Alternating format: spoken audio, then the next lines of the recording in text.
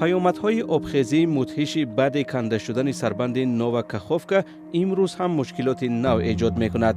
روز 6 ایون سال 2023 سربند کنده شد و اوکراین گفت که این کار دست روسیه است.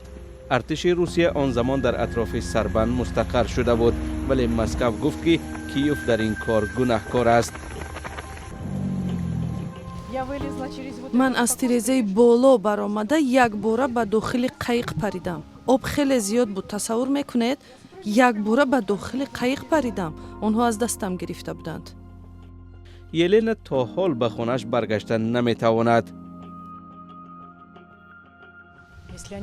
سال دوم است که خانه گرم نمی شود. مقامات گفتند که اگر سال سیوم هم خانه به شبکه گرمی دهی ماند، بنا فرو می ریزد، به خصوص یک بنای بتونی مثل این.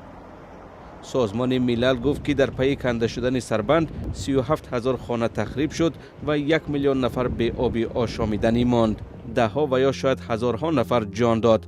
امروز هم کمبود آب آشامیدنی یک مشکل باقی میماند.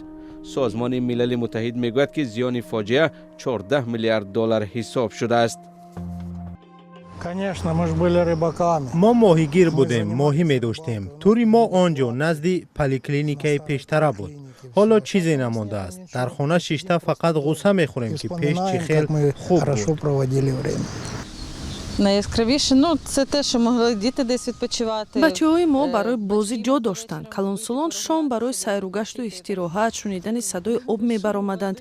ما در نزد آبانبار کاخوفکا بزرگ شدیم. اکنون باید عادت کنیم که دیگر آن وجود ندارد.